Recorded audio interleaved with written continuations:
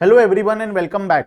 आज के क्लास में हम लोग, जो कि हमारा 4th वीडियो है जीएसटी वाले सीरीज में, हम आज जीएसटी के बारे में नहीं पढ़ के हम डायरेक्ट और इनडायरेक्ट टैक्स का डिफरेंस बिटवीन पढ़ेंगे, क्योंकि अक्सर एग्जाम में डायरेक्ट टैक्स और इनडायरेक्ट टैक्स का डिफरेंस पूछा जाता है। तो हम डायरेक्ट टैक्स क्या होता है और इनडायरेक्ट टैक्स क्या होता है दोनों को पढ़ेंगे, साथ में दोनों का डिफरेंस पढ़ेंगे, और एग्जाम में क्वेश्चन आ जाए तो किस तरीके से लिख कर आना है वो भी हम लोग आज के क्लास में पढ़ेंगे। ठीक है, चलो शुरू करते हैं। दुनिया में दो प्रकार का मेनली टैक्स होता है। टैक्स तो हालांकि और भी बहुत प्रकार का होता है, लेकिन मेनली अगर मैं बात करूं तो दो प्रकार का टैक्स होता है। एक होता है डायरेक्ट टैक्स और दूसरा होता है इनडायरेक्ट टैक्स। दोनों ही हमारा बीकॉम के सिलेबस में आता है। एक जीएसटी के नाम से आता है, जीएसटी एंड इनडायरेक्ट टैक्स नाम का सब्जेक्ट है, और दूसरा इनकम टैक्स नाम का सब्जेक्ट है। इनकम टैक्स एंड कस्टम्स नाम का एक सब्जेक्ट है जो कि हमारा डायरेक्ट टैक्स है। तो दोनों बहुत ही अलग अलग प्रकार का टैक्स होता है और दोनों हम लोगों को पे करना पूरा जरूरी होता है, हमें पे करना ही पड़ता है। तो क्या तुम कभी टैक्स पे किए हो? अपने हाथों से जाकर गवर्नमेंट को टैक्स पेमेंट किए हो? सच सच बताना। अगर मैं बात करूं तो शायद तुम लोगों में से कोई भी कभी डायरेक्टली टैक्स पे नहीं किया होगा, गवर्नमेंट को जाकर टैक्स नहीं दिया होगा, लेकिन फिर भी गवर्नमेंट ये चैलेंज देकर बोलता है, ये ऐसा बोलता है कि दुनिया में जितने भी लोग हैं या इंडिया में जितने भी लोग हैं, हर इंसान से मैं टैक्स लेता हूं। तुम तो कभी नहीं दिए, या तुम में से कोई भी कभी नहीं दिया, लेकिन फिर भी तुमसे टैक्स कैसे ले लिया गवर्नमेंट? वो इनडायरेक्टली तुमसे टैक्स ले लेता है। तो दो प्रकार का जो टैक्स होता है, एक होता है डायरेक्ट टैक्स और दूसरा होता है इनडायरेक्ट टैक्स। दोनों को डिटेल में पढ़ने वाले हैं, पूरा अंत तक वीडियो को देखना है ताकि सारा कॉन्सेप्ट क्लियर हो जाए और एग्जाम में कैसे क्वेश्चन लिख कर आ जाए, तो किस तरीके से आंसर लिख कर आना है वो भी मैं बताऊंगा एट द एंड। ठीक है, आ जाओ। तो डायरेक्ट टैक्स और इनडायरेक्ट टैक्स, मैं चलता हूं नीचे जहां पर बहुत ही बेहतरीन तरीके से दिया गया है दोनों के बारे में। ऊपर थ्योरेटिकल वे में दिया गया है, इस वजह से हम इस पार्ट को छोड़कर डायरेक्टली यहां आ गए जहां पर हमें पूरे सही तरीके से प्रेजेंटेबल फॉर्म में दिया गया है। ठीक है, टैक्स दो प्रकार का होता है, एक होता है डायरेक्ट टैक्स, दूसरा होता है इनडायरेक्ट टैक्स। सबसे पहला डायरेक्ट टैक्स की अगर मैं बात करूं तो इसका एग्जाम्पल है इनकम टैक्स। और इनकम टैक्स कब लगता है? जब कोई इंसान पैसा कमाता है तो उस कमाई के ऊपर उसे इनकम टैक्स देना पड़ता है। ठीक है, तो क्या हर इंसान जो पैसा कमा रहा है वो टैक्स देता है इनकम टैक्स? ऐसा नहीं है। इनकम टैक्स का कुछ लिमिट्स है, जैसे कि 5 लाख रुपए का लिमिट है। अगर तुम सालाना 5 लाख रुपए कमा रहे हो या 5 लाख रुपए से कम कमा रहे हो तो तुम्हें कोई भी टैक्स देने की जरूरत नहीं है। लेकिन अगर तुम 5 लाख से ज्यादा कमा रहे हो तो उस केस में तुम्हें इनकम टैक्स देना पड़ेगा।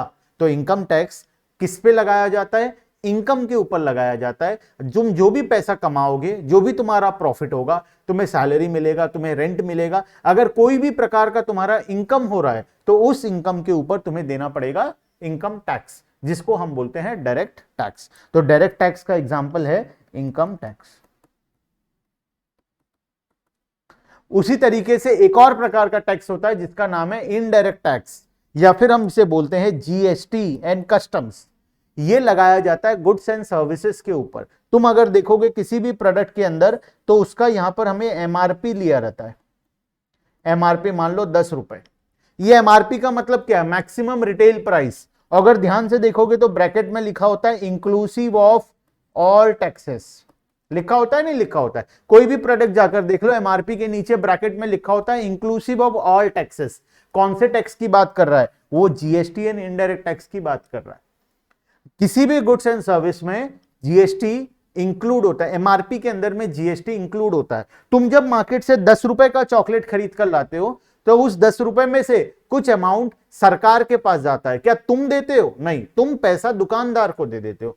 तुम पैसे 10 रुपए दुकानदार को दे दिए, अब दुकानदार उस 10 रुपए में से क्या करेगा? कुछ अमाउंट गवर्नमेंट को डिपॉजिट कर देगा और कुछ अमाउंट अपने पास रख लेगा। तो इसे हम लोग बोलते हैं, जो अमाउंट गवर्नमेंट को डिपॉजिट करेगा वो होता है हमारा जीएसटी या फिर इनडायरेक्ट टैक्स। अगर मैं नाम के वाइज चलूं तो इनकम टैक्स को डायरेक्ट टैक्स क्यों बोला जाता है और जीएसटी को इनडायरेक्ट टैक्स क्यों बोला जाता है, ध्यान से सुनना आप।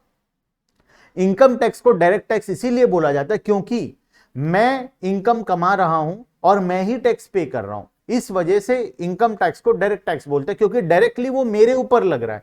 मैं पैसा कमाया, मैं ही पे करूंगा, टैक्स का बर्डन भी मेरा, टैक्स पेमेंट करने का लाइबिलिटी भी मेरा, और अगर मैं टैक्स पे नहीं करता हूं तो जेल भी कौन जाऊंगा? मैं ही जाऊंगा। ठीक है। तो सारा काम मैं कर रहा हूं, खुद कर रहा हूं, मतलब पैसा भी मैं कमा रहा हूं, उस पर टैक्स भी मैं दे रहा हूं, अगर टैक्स नहीं देता हूं तो जेल भी मैं जाऊंगा, पेनल्टी भी मेरे ऊपर लगेगा, सब कुछ मेरे साथ ही किया जाएगा, मेरे पॉकेट से ही पैसा जाएगा और मेरे इनकम में से ही वो माइनस होगा। तो इसी वजह से इसको बोलते हैं डायरेक्ट टैक्स। लेकिन इनडायरेक्ट टैक्स में क्या हुआ, इनडायरेक्ट टैक्स में हम चुपचाप से सामान खरीद कर ले आए दुकान से, 10 रुपए का चॉकलेट, हम पैसा किसको दे दिए, हम पैसा दुकानदार को दे दिए। अब दुकानदार का लाइबिलिटी है कि वो किसे देगा, वो पैसा गवर्नमेंट को देगा। क्या दुकानदार की जेब से जा रहा है पैसा? नहीं, उसके जेब से नहीं जा रहा है, वो हमसे कलेक्ट किया और गवर्नमेंट को दे दिया। तो अगर मैं बात करूं तो दुकानदार यहां पर क्या है, एक मिडिल मैन है, एक एजेंट है, जो कि पैसा, जो कि टैक्स का पैसा हमसे कलेक्ट करके गवर्नमेंट को जाकर डिपॉजिट कर रहा है। अगर वो ऐसा नहीं करता है या गवर्नमेंट को उसका टैक्स नहीं मिलता तो जेल कौन जाएगा बताओ? जेल दुकानदार जाएगा। कंज्यूमर को खोज पाना बहुत मुश्किल है, ठीक है। मैं गया दुकान से सामान खरीद के ले आया, कोई और आया दुकान से सामान खरीद कर ले गया, हर इंसान डेली लाखों सामान खरीद कर ला रहा है, तो क्या सारे लोगों को जेल में डाल दिया जाए? तो गवर्नमेंट रूल क्या बनाया, यहां पर लाइबिलिटी है हमारा दुकानदार का, लेकिन बर्डन ऑफ टैक्स किसका है, हमारा। हम पे करेंगे दुकानदार को, मतलब हमारे जेब से पैसा जाएगा, और लेकिन इसका जिम्मेदारी किसका, इसका जिम्मेदारी है दुकानदार का कि वो हमसे लेकर किसे दे दे, गवर्नमेंट को दे दे। तो वहां पर सारा लाइबिलिटी जो है दुकानदार का, लेकिन बर्डन किसका है, बर्डन ऑफ टैक्स हमारे ऊपर है। और अगर टैक्स गवर्नमेंट को नहीं मिलता है तो वो किसे पकड़ेगा, वो दुकानदार को पकड़कर जेल में डालेगा, उसे बोलेगा कि तुम अपना काम सही से नहीं किए, तुम कंज्यूमर से टैक्स नहीं लिए और हमें टैक्स डिपॉजिट नहीं किए। तो यहां पर फंसेगा कौन, दुकानदार फंसेगा। बात समझ में आया? इस वजह से इसे हम लोग क्या बोलते हैं, इनडायरेक्ट टैक्स बोलते हैं, ठीक है। मेरे हिसाब से पूरा कॉन्सेप्ट समझ में आ गया है। अब पढ़ते हैं कि हमें अगर बाई चांस एग्जाम में आ जाए तो कैसे लिख कर आना है, क्या क्या लिख कर आना है, क्या लिख कर नहीं आना है। अगर एग्जाम में आ जाए तो दो साइड बना लेना, direct tax, indirect tax. Direct tax में क्या लिखोगे, the person paying the tax to the government directly bears the incidents of tax, जो पे कर रहा है उसी के जेब से जा रहा है। लेकिन इनडायरेक्ट टैक्स में क्या होता है, पे कौन करता है, पे करता है दुकानदार। किसके जेब से जाता है, कंज्यूमर के जेब से जाता है। हम दुकानदार को दे दिए, दुकानदार गवर्नमेंट को दिया। बात समझ में? The person paying the tax to the government collects the same from the ultimate consumer, thus incident of tax is shifted to the other person. Next, progressive in nature, high rate of taxes for people having higher ability to pay।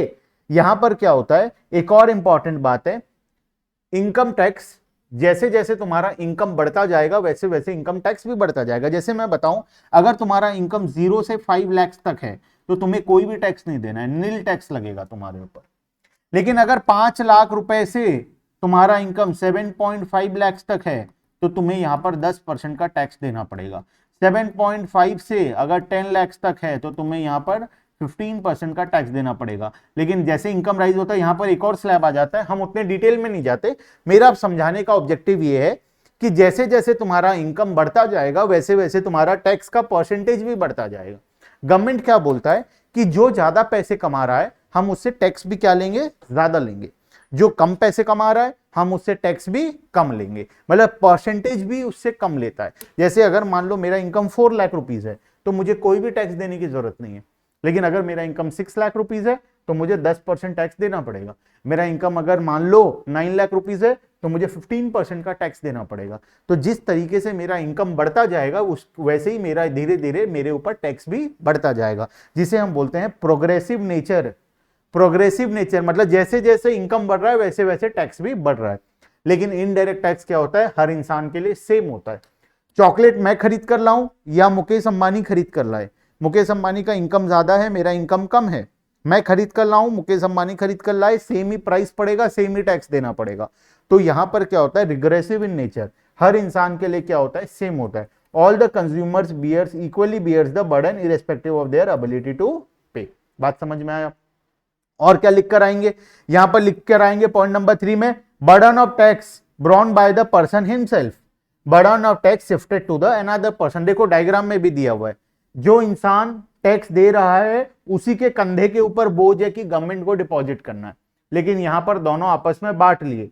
पे कौन कर रहा है, पे consumer कर रहा है, लेकिन बर्डन किसका आ रहा है, मतलब कौन किसका लाइबिलिटी है, ये हमारे दुकानदार का लाइबिलिटी है। ठीक है, एग्जांपल्स में पॉइंट नंबर 4 में एग्जांपल लिख कर आना। इनडायरेक्ट टैक्स का एग्जांपल है जीएसटी, कस्टम ड्यूटी, ठीक है। डायरेक्ट टैक्स का एग्जांपल है income tax, this is example, ठीक है। इनडायरेक्ट टैक्स का दो एग्जांपल है, गुड्स एंड सर्विस टैक्स और कस्टम ड्यूटी, और डायरेक्ट टैक्स का एक एग्जांपल है इनकम टैक्स। बात समझ में आया? तो एग्जाम में अगर क्वेश्चन आएगा तो हमें 4 पॉइंट लिख कर आना है, ठीक है। सबसे पहला पॉइंट हम क्या लिखेंगे, यहां पर जो दिया गया है ये लिखेंगे पॉइंट नंबर 1 के अंदर में, the person paying the tax to the government directly bears the incident of tax, और दूसरे वाले में the person paying the tax और इंसिडेंट ऑफ टैक्स अलग अलग पर्सन के ऊपर होता है। पॉइंट नंबर 2 में लिख कर आएंगे progressive in nature and regressive in nature, दोनों के बारे में लिख कर आएंगे। पॉइंट नंबर 3 में यहां पर बर्डन शिफ्ट नहीं हो सकता और यहां पर बर्डन शिफ्ट हो सकता है, this is our point number 3। और पॉइंट नंबर 4 में हम लिख कर आएंगे example, this is our point number 4। तो टोटल 4 पॉइंट डिफरेंस बिटवीन अगर आ जाए तो, अगर पूछा जाए what do you mean by direct tax and indirect tax, तब भी तुम ये लिख कर आ सकते हो। तो डायरेक्ट टैक्स और इनडायरेक्ट टैक्स से रिलेटेड कोई भी क्वेश्चन आए तो तुम ये पूरे सिचुएशन को समझाकर डिटेल में लिख कर आ सकते हो।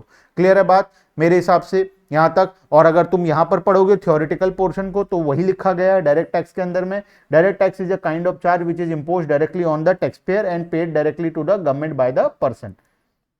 लेकिन इनडायरेक्ट टैक्स में क्या होता है, if the tax is just a conduit and every stage of tax incident, ये सब मत लिखो यार, बेकार कंफ्यूजन होगा, छोड़ो छोड़ो छोड़ो, ये सब लिखोगे बेकार, तुम्हें कंफ्यूजन होगा, तुम मुझे गाली दोगे कि सर क्या क्या पढ़ाते हैं, हमें कुछ समझ में नहीं आता। बेटर है तुम एक काम करो, ये 4 पॉइंट को अच्छे से पढ़ो और ये चारों पॉइंट को एग्जाम में लिखकर आ जाना। बात समझ में आया? चलो तो आज के लिए इतना ही। आज हम एक टॉपिक को पढ़े, नेक्स्ट क्लास में हम लोग अलग टॉपिक को पढ़ेंगे। चलते हैं हम लोग, बाकी का डिस्कशन नेक्स्ट क्लास में करेंगे, ठीक है। Bye bye everyone and thank you.